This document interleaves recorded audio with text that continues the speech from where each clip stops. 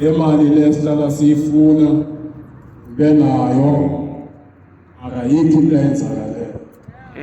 Hambe yonke indawo funana nempilo ayizama yonke into mara ngizange ngiyithole.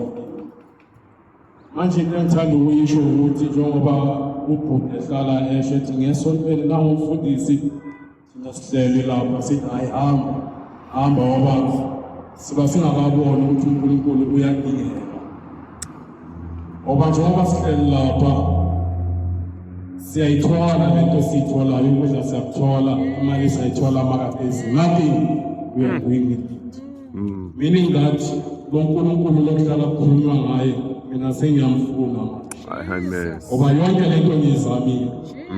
Imali ngibenayo bengisebenza kahle ngi-right. Mara angenzanga lutho ngoba uNkulunkulu bekangekho. Ngoba mangibheka uNkulunkulu babona bonke bephila kahle. Babona bonke bengashodi ngalutho, bayakhala maka abakhali njengami ngila.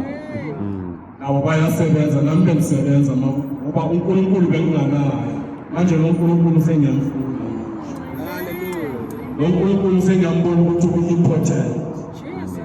Ngoba into uyifunda komunye umuntu ukuthi uyiphoyisa awumbuzi ngakagqoki for uyambona ukuthi lo uyiphoyisa. Amen. So impilo siyifunda umuntu ukuthi uyambona lo muntu ukuthi indlela ibuzwa kwaphambili.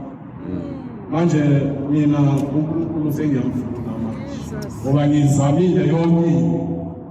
Ayikho into engingayizamanga. Ayikho. Sebenzile kahle bengisebenza estadium. Benginendlu yami engiyile i-double storehouse. Mara ngoba uNkulunkulu bekangekho empilweni yami. Bengiyimyala bengibizwa yonke indawo, uNkulunkulu uhlale ekhulunywa yonke indawo. Namanje kuzokhulunywa uNkulunkulu. Asemaredweni uNkulunkulu uyakhulunywa, nakuma-TV uyakhulunywa, siyabizwa mara bengiyala mina. Ngoba bengingafuni eduze nami. Mara wangibonisa into encane nje ukuthi njengoba ungangifuni ngeke ngize ngikubulale, ngeke ngenze lutho umntanami ozophila mara uzongibika. Manje sengiyamfuna ngoba ngiyabona ukuthi there is nothing without him.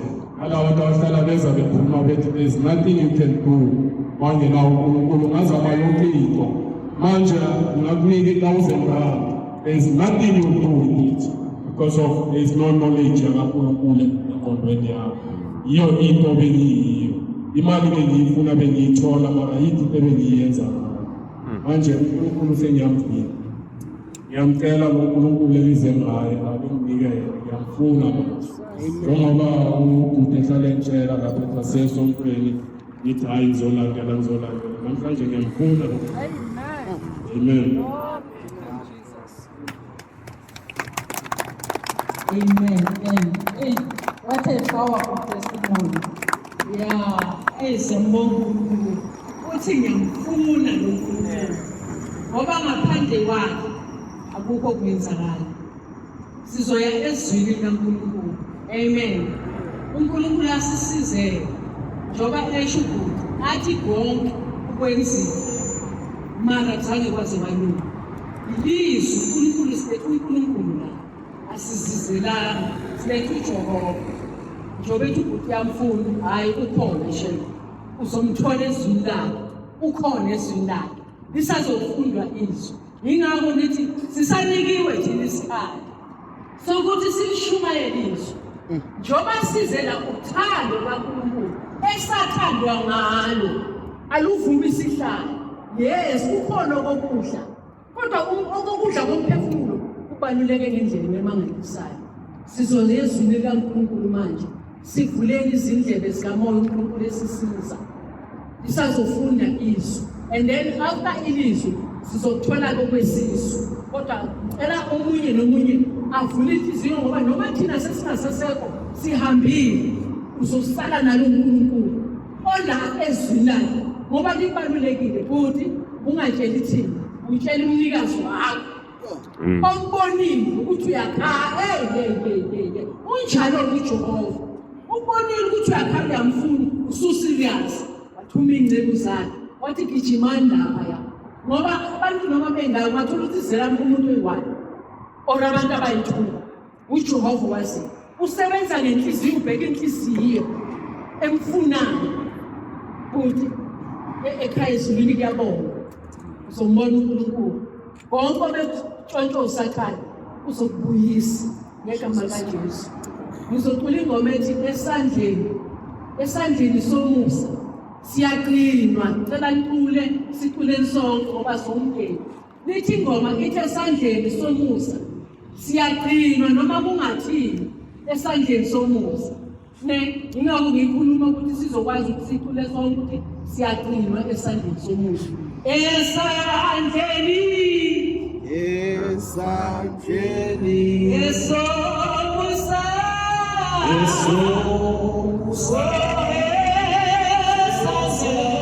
namhlanje egameni lenkosi, amen. Amen. Namhlanje silapha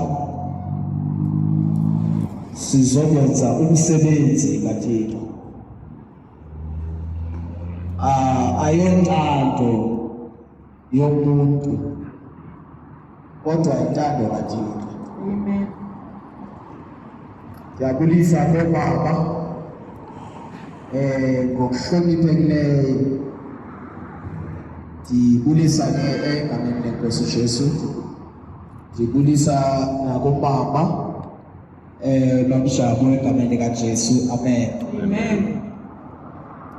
Namhlanje sizoya ezwini likaThixo bazalwane, singakhange siwaste ixesha.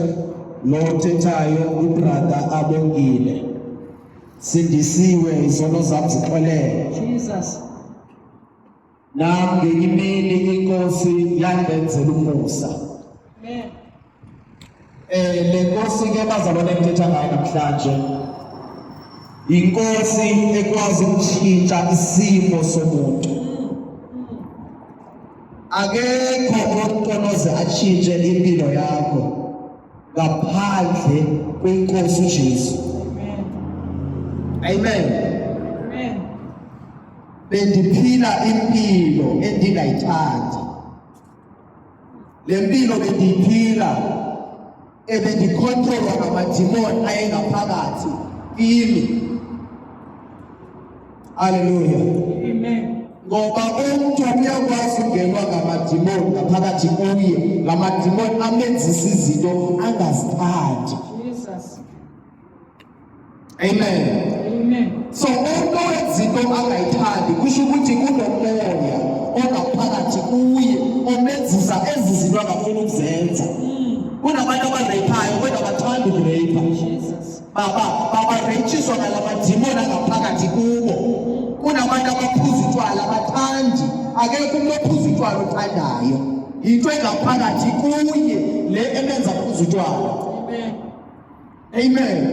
Le nto yenziwa ndandibhema ama-drugs, ndibhema itiki, ndibhema i-mangres, ndibhema idarha, ndizibhema zonke ezi zinto, ayikho normal yona. Kusho ukuthi kunedimoni alingaphakathi kimi ngamadimoni e-drugs ayendikhontrola.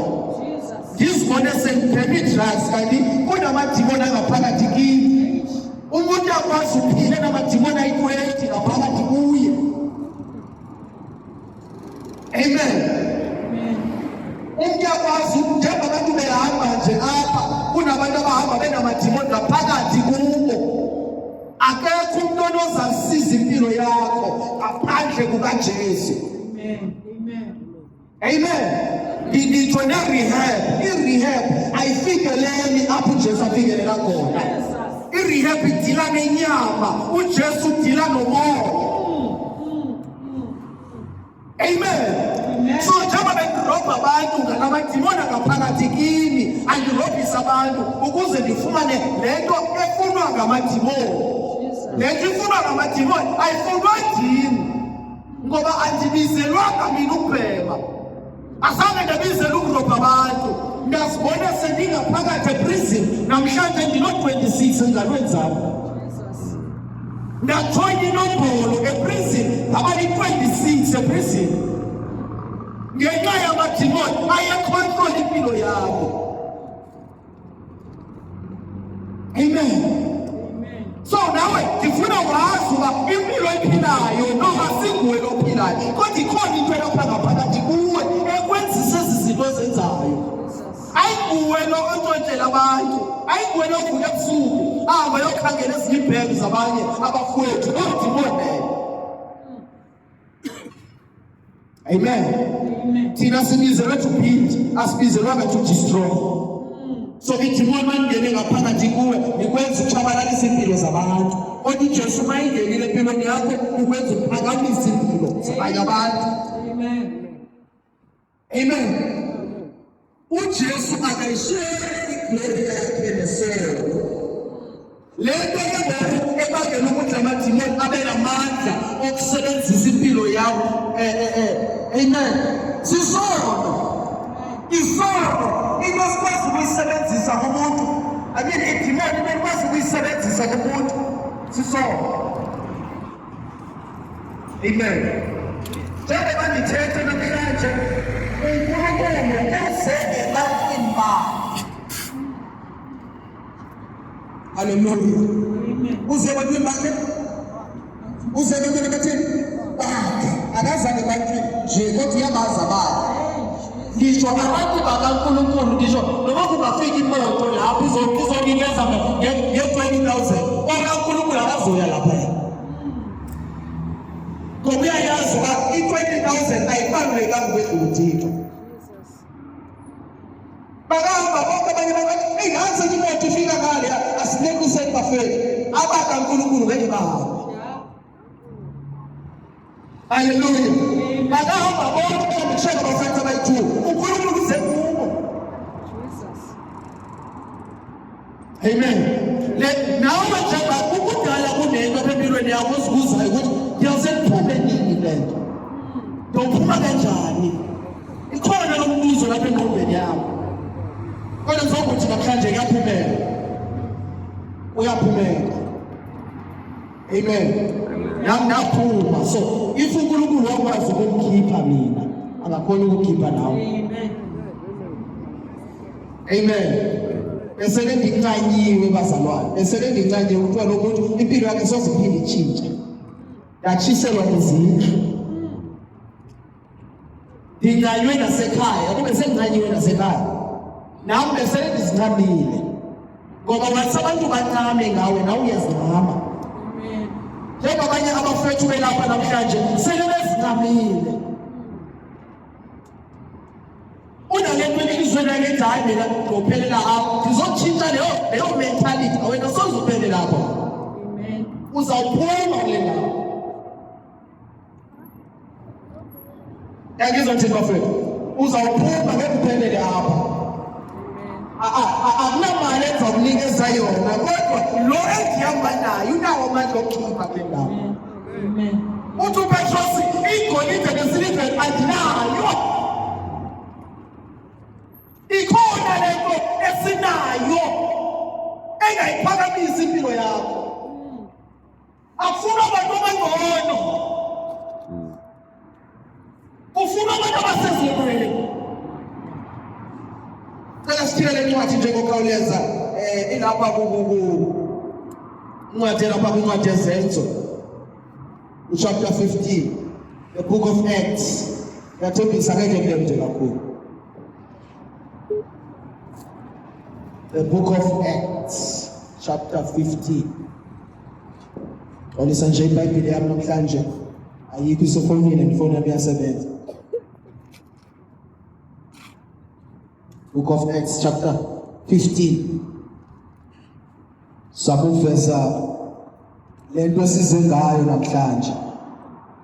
Izwi likaThixo libalulekile ukwedlula zonke izinto. Singahlala phansi nje bakhona ukuhlala phansi singahlala phansi. Siyakhona nje ukuhlala phansi sihlale phansi silalele ilizwi likaThixo. Esandleni esomusa esandleni somusa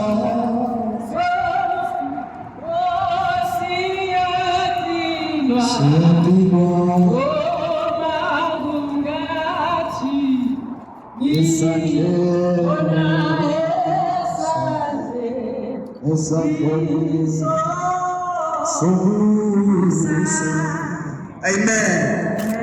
Hallelujah. So now ilizwi elizalifunda namhlanje bazalwane litholakala in the book of Acts chapter 15 verse 36. Yes. It reads as follows. And some days after, Paul said unto Barnabas, let us go again and visit our brethren in every city where we have preached the word of God and see how they do. Hallelujah. Amen. Amen. Lana dithetha uPaul bazalwane. uPaul uthi kuBarnabas, ake sihambe. Jesus. Siyobheka abazalwane apho sashumayela khona igospel. Siyobheka baphila kanjani. Amen. Amen. Lona okhulumayo nabazalwane uApostle Paul. Uthi asambe sovakashela abazalwane la esike sashumayela khona ilizwi likaThixo.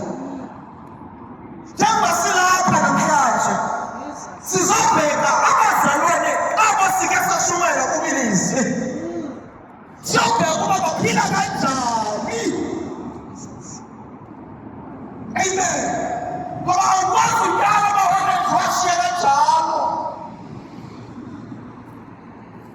Afadliwa ngubani mayikhula kwama-orange. Ijobi yabazalwane uma beshumayela ilizwi likaThixo kumele baphinde baziphe ithuba bayobheka lapho abashumayela khona. Bayobheka ukuba abazalwane baphila kanjani. Noma singabatholanga laba esibatholile kodwa bakhona esizabathola abanye. Amen. Njengoba siqhubekela sisiza apha because ilizwi liyasivumela siqhubekele sisiza bazalwane. Because bakhona abanye abasindisiweyo sishumayela kule ndawo. So njengoba sihlele emakhaya siyaphinda sithi ukuthi no bazalwane asikaphinde siye lapho ebashumayela khona ilizwi likaThixo sibone uba abazalwane baphila kanjani. Hallelujah. Usuphola kuBarnabas. Uthi Barnabas, kade sihamba. Kade sishumayela ezindaweni ezithile. Akhe siyobheka abazalwane bethu. Ayibonge Inkosi. Akhe sihambeni. Siyobheka abazalwane bethu baqhuba kanjani. Amen. So esabantu bakaThixo ngisho nalabo babukele awukwazi uhamba uyeshumayela endaweni uphinde ungabuyi ubuyele lapho ngendawo ushumayela kuyo. Luthando ibangela leyo nto. Ewe sishumayelile baphenduka abakhona abayaya esontweni kodwa ake siphinde siye lapho eshumayela khona. Sibone uba baphila kanjani ingaba basayibambile ivangeli na. Amen. Amen. Ingaba abazalwane basalibambile ilizwi likaThixo, ingaba basayikhumbula na imessage. Ngoba ndive umzalwane namhlanje okhulumayo uthi ever since nifikile kule ndawo impilo yami ayisafani kodwa noSathane uyafika uyandilibazisa. So if thina sibuyeli apha bazophinda babuyele ezonweni. If thina sizi kule ndawo uSathane uzafika naye. Njengoba sishumayela nje noSathane uzafika neyakhe imessage. So ijob yabantu abasindisiweyo ukuthi xa beshumayela ilizwi likaThixo baphinde babuyele apho bebeshumayele khona ilizwi. Babone uba baphila kanjani abafowethu. Abahambi behambi be-empty handed. Because bazofika abanye bengakhange badle. Abanye belele bengadlile. Ukuze sifike thina sibanikeze ilizwi likaThixo sibanikeze nokudla kwenyama. Ngoba uthando bazalwane ifu siyafika lapha sithi Nkosi nibusise kodwa siyabona ukuthi abafowethu balambile kanjani. Kanjani sibathandazele belambile abantu? Uthandaza ntoni? Why ungasinokudla ubanikeze? Ngoba ilizwi alikho enough bazalwane. Umuntu elambile wena umnikeza incwadi kaJohn. Amen. Umuntu uthi ndiyaliva ilizwi lakho kodwa ndilambile. Wena uthi funda uJohn. Uthi amen. Uthi ukawuthi uMatthew. Anjalo abamenemene abazalwane bakawuthi uMatthew. Indoda ayiphili ngasinkwa sodwa. Nayi imali igcwele kokwathwe ngelo xesha bayalamba abantu. Amen. Elo lizwi alisebenzi ngoba ilizwi likaThixo lihamba nezenzo. IBhayibheli yasho ukuthi ukholo olungenalo izenzo lufile lolo kholo. So ukholo kumele lihambe nezenzo. Njengoba sishumayela apha umuntu abanye bazovela bahambe because they know ukuthi labo bazosinikeza le gospel abaphinde basiye sinjalo. Kodwa bayakwazi uhlale bafethu because they know ukuthi after le gospel at least ikhona into sayithola edliwayo. Amen. Kodwa yona nto esizoyibethelela namhlanje kubaluleka kwelizwi likaThixo. Amen. Sizodlala abafethu kodwa into endiyaziyo sizolala ukudla sekusukile ngaphakathi. Kodwa okukudla okulilizwi likaThixo kuyakhona ukuhlala enhliziyweni yomuntu. Amen. Bakhona abanye bagcina kudala ukuweqaweni kodwa ilizwi lisekhona enhliziyweni zabo. That's why uzova lo muntu equote iscript umbona ukuthi lo muntu usindisiwe lo muntu. Omunye uzawufika abheke ukuthi bheka laba bantu bagqoke kanjani ngoba akasindiswa leyo muntu loyo. Umuntu osabheka ukuthi ubukeka kanjani akasindiswanga. Uthixo ubheka inhliziyo. Akabheka ukuthi lo muntu ugqoke kanjani akanasikhathi ubheka inhliziyo yakhe. Namhlanje silapha-ke bafethu sizongqinelana nelizwi uPaul alithethayo. Esithi Barnabas ake sihambe sobheka abafethu laba esishumele khona. Ake sobheka ukuthi baqhuba kanjani. So nathi njengoba silapha it is because kunelizwi besike salityala. So kunento esiphushayo kwesiphinde sibuye lapho besityale khona. Amen. Siyazi ukuthi not bonke bazosindiswa, abazosindiswa bonke kodwa bakhona abo uNkulunkulu abafunayo. And labo uNkulunkulu abafunayo bayazazi. Bathi bayazazi. Sizoshumayela ilizwi likaThixo kule ndawo bazalwane elikwazi ukushintsha umuntu. Njengoba nami ngithanda ukutestifya ngempilo yami indlela bengiphila ngayo. Inyanyisa, besabeka, abantu bengakwazi ukungibheka. Ndigqokiswa ngamadimoni because idimoni yakwazi ukugqokisa ibhlukwe uyibeke la. Uzoba kanjani ibhlukwe yakhe la? Nazi zonke ibhundu zingaphandle, izibhundu zingaphandle. Ugqokiswe idimoni.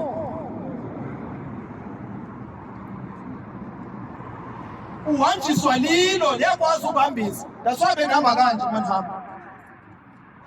Sometimes ngiyakhoba nje manihamba. Ndihambe idimoni leyo ungacabanga ukuthi ungcono because uhamba kanjalo.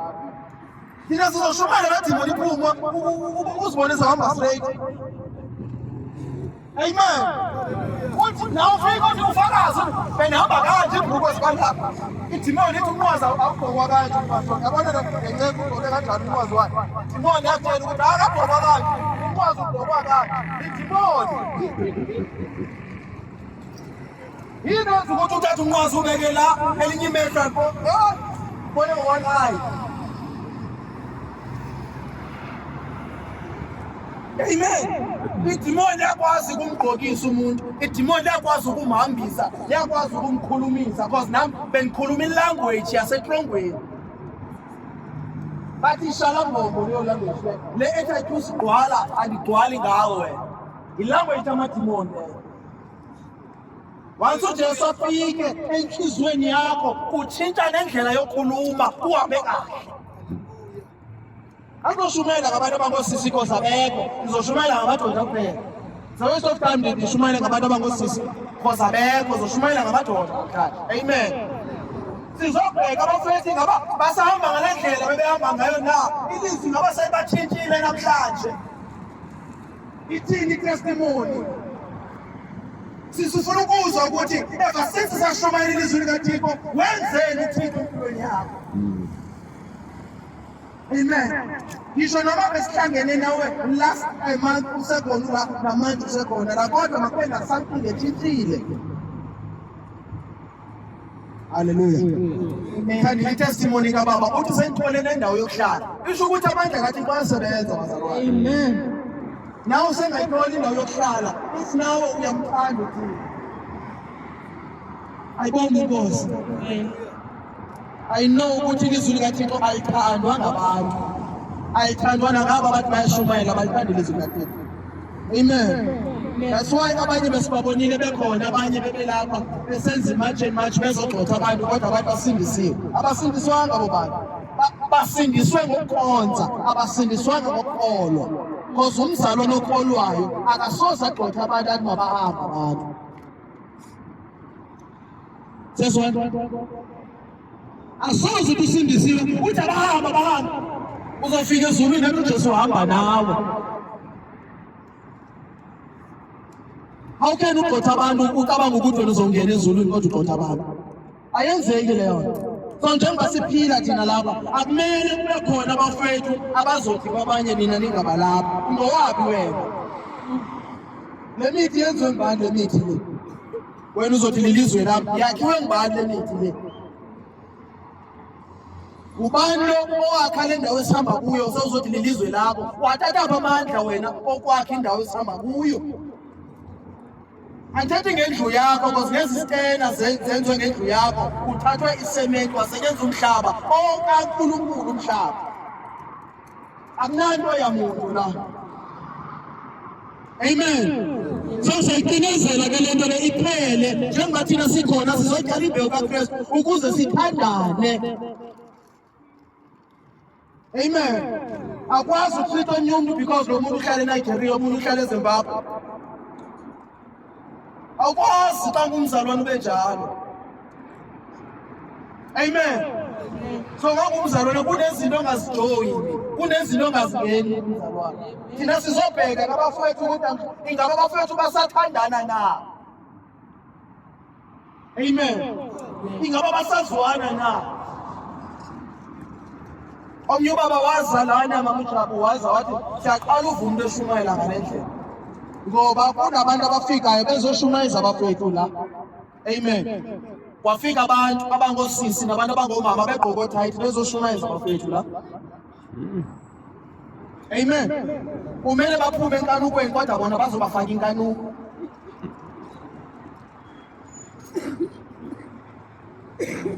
Amen. Bafika abantu abangosisi abanye begqoke beveza amathanga bezoshumayeza abafowethu. Ngoba uJesu wayefika enhlizweni yakho ukwenza uyeke ukona uthanda isono. Kodwa abantu bona bazofika begqoke tight bathini ngalaba bafowethu? Abaliva lelizwi laThixo babheka ukuthi ume kanjani lo mama lo. Umama. Because kunomama abaneniyele ezimhlophe kodwa basagqoke tight. Bazosindiswa kanjani? Ndawo manje ndashumayela bekhona ndabatshela azange ngivule lizwi ndabatshela because bakhona abantu kumele uba address. Ungabashumayezi uba address. Ikhona lokushumayeza umuntu kodwa ikhona lokuxelela umuntu. Ndabaxelela ukuthi bazosindiswa kanjani ninjeni. Amen. I know ukuthi leyo vangeli ayiphelekanga. Especially abantu mabefika la bazoninikeza ukudla after beninikeza ukudla bayafoda ngapha because abenzela iThixo benzela bona. Amen. Ayiva lento ngishoyo. Abanye bazofuna ukuthatha pictures nani kanti bayobonisa bayenza ibusiness bona bafumana imali ngalento abayenzayo. Njengoba bezonikela apha kunemali abazidlayo bafika bayobonisa la basebenza khona ukuthi nawo umsebenzi uyaqhubeka naba abantu bayadla. Enye imali bayithathe bayifake andiyazi bayifaka kuphi. Amen.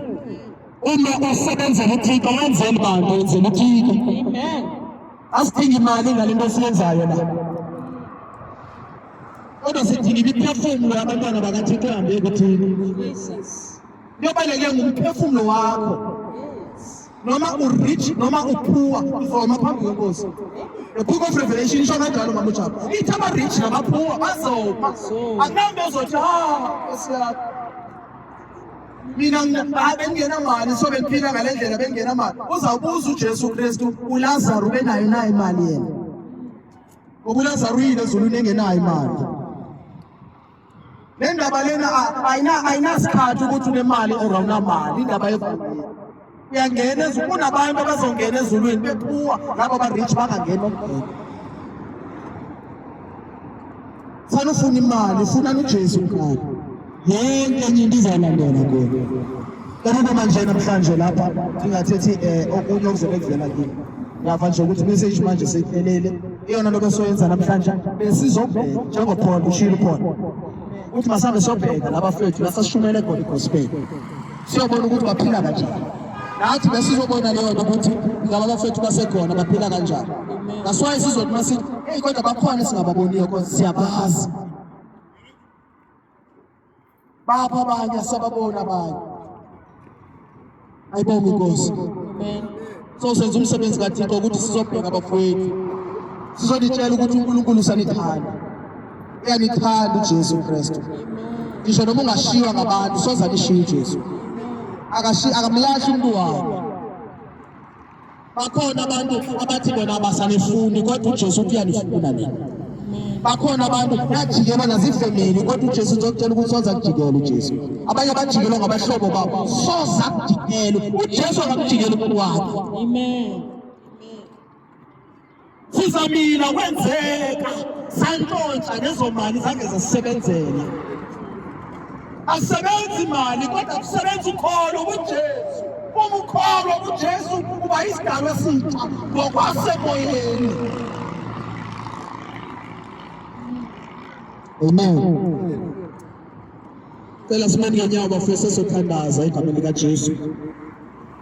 Kosoxolo inenzele kusacela nje. Ngizocela ubrother lapha ya. Brother. Ya. Ela wena nje. Uzosithandazela. Ya ukakhula nje into yakho. Ela nje usithandazela egameni likaJesu.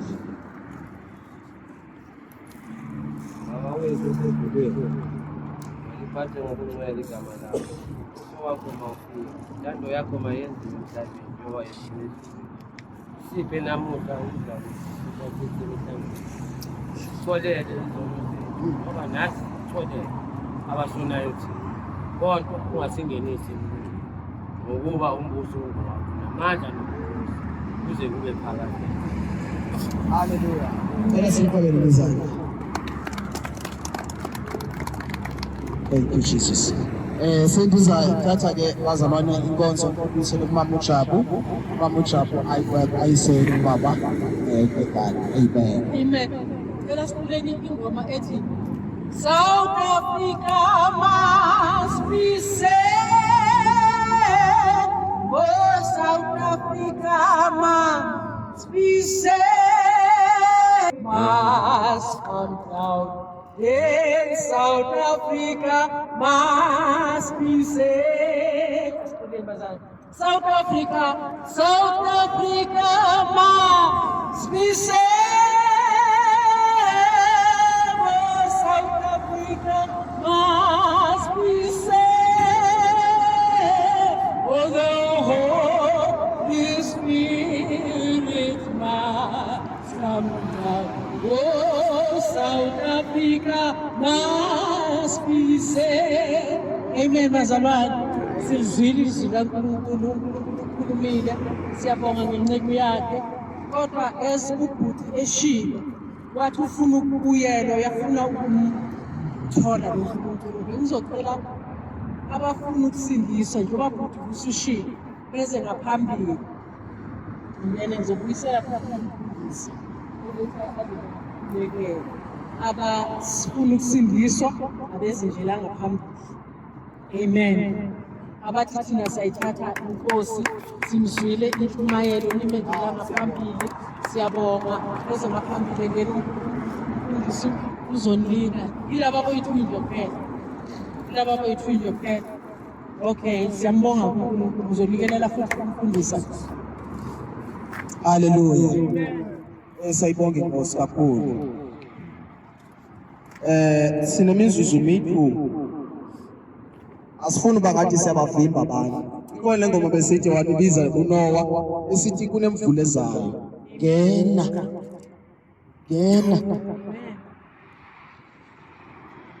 Labo bazalwane bayangena.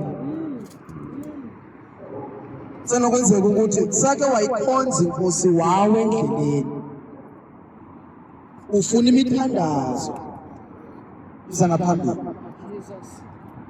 Semba ithi abantu bayifuna inkosi kodwa I can feel in my spirit ukuthi bakhona abamfunayo Jesu kodwa babona abantu. Iza ngaphambili. Awuleza. Thank you Jesus. Thank you Lord. Thank you. Siyabonga Nkosi. Siyabonga ngoyingcwele. Thank you Jesus. Phela size forward nje sizibonakala. Uthi ondivumayo phambi kwabantu, yamvuma phambi kwabawo. Amen. Ondiphikayo yamphika nami. Ungacabangi kakhulu ukuthi angeke kwenzeke. Woza, try God. Bathi uzama izinto. Akuzama uJesu manje. Ubone impilo yakho zozitshintshe na. Jesus. Buza umbuzo wokugcina. Ingaba ukhona umuntu othi ngiyamfuna uYesu namhlanje? Amen. If uyamfuna lo Yesu, ngoba waza babakhe abakhe zange bamfune, kodwa lapho babamkelayo wabapha amandla. Babe ngabantwana bakaThixo. Uyamfuna na uYesu? Uzuzu yiwani? Umfuna Yesu ngicela phakamisa isandla. Umfuna Yesu. Wena uphakamisa isandla zangaphambili. Jesus. Wena uphakamisa isandla uthi ngiyamfuna uYesu, woza ngaphambili. Siwaqhobele izandla baza baningi abantu bayasindiswa Nkosi yami. Bayasindiswa abantu. Jesus. Bayasindiswa. Ungabi nalento ukuthi kade ngisiza lapha kwenze woza kuJesu. Impilo yakho ayikhomekekanga kuwe. Ayiphethwanga nguwe impilo yakho. Ukhona ophethe impilo yakho. Ngandihamba nempilo mibanjwe ngabathakathi kanje. Wafika uJesu wandisusa esandleni sabathakathi wandifaka esandleni sakhe. That's why mawupeyini imali yakho uyiboni. Uphela namhlanje tomorrow usenayo imali. Uthola ijob namhlanje tomorrow uyavuka ne-10 rand. Because impilo yakhe iphethwe ngabanye abantu. Ngisho kokugcina manje ngiphinde ndisho ufuna uJesu woza ngaphambili. Ithandaze kunye nawe. Siwaqhobele izandla kokugcina bazalwane egameni likaJesu. Amen. Phela ke sikhulele iminqwazi yethu sesothandaza manje. Hallelujah. Thank you Jesus. Awungakhathazeki nje. Kula nje umnqwazi wakho sihlonipha inkosi. Awenze thina enzela uJesu. Amen. Phakamisa izandla zakho. Eno landelela emveni kwami. Say, Nkosi uJesu, namhlanje ngiyavuma uyinkosi, ngiyakholwa enhlizweni yami uyaphila, ngenze ngiphile, ngixolele zonke izono zami, ngithethelele, ngenze ngibe yisidalwa esitsha. Nkosi uJesu, kade ngibaleka, kodwa namhlanje ngizinikela kuwe. Ngiyazi akuzovela kwenzeke, kodwa ngiyakuthemba namhlanje ngiphakamisa izandla siphakamisela kuwe yonke imimoya kasathana elawula impilo yami namhlanje yasha namhlanje yonke imimoya kasathana econtrol impilo yami yasha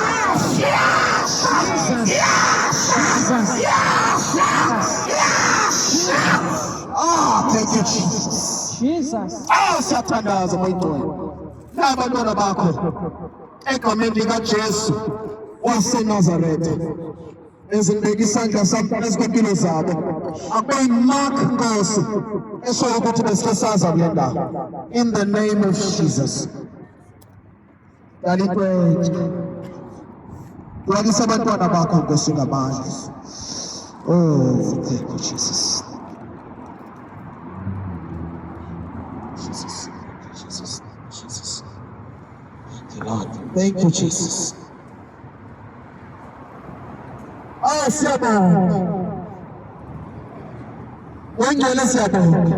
Ay. Thank you, Jesus. Oh my God. Siyabonga. Wenzele.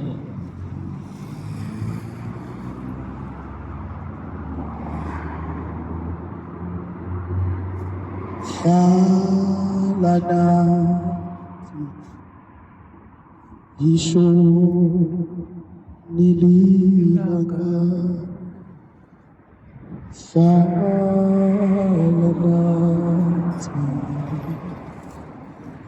Isho nililanga Shalanathi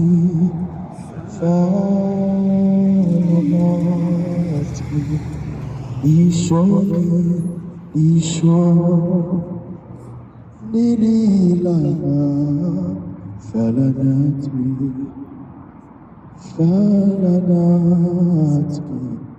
Isho nililanga Shalanathi let me pray for you. Isho nililanga Shalanathi. I speak proportion over your life in Jesus' name. Isho nililanga Shalanathi Isho nililanga Shalanathi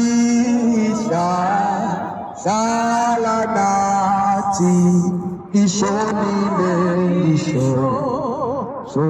nililanga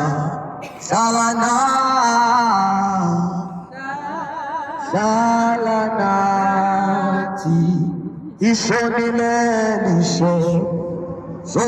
nililanga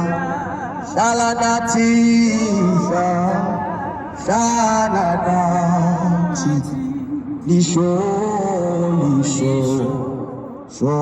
nililanga. Say, Lord Jesus, thank you so much. Thank you so much. I am healed. I am healed. I am blessed. I am blessed. I am a new creature. No weapon formed against me shall prosper. In Jesus' name. In Jesus' name. In Jesus' name. In Jesus' name. Say hallelujah. Hallelujah. Hallelujah. Thank you, Jesus. Siyabonga Nkosi. Amen.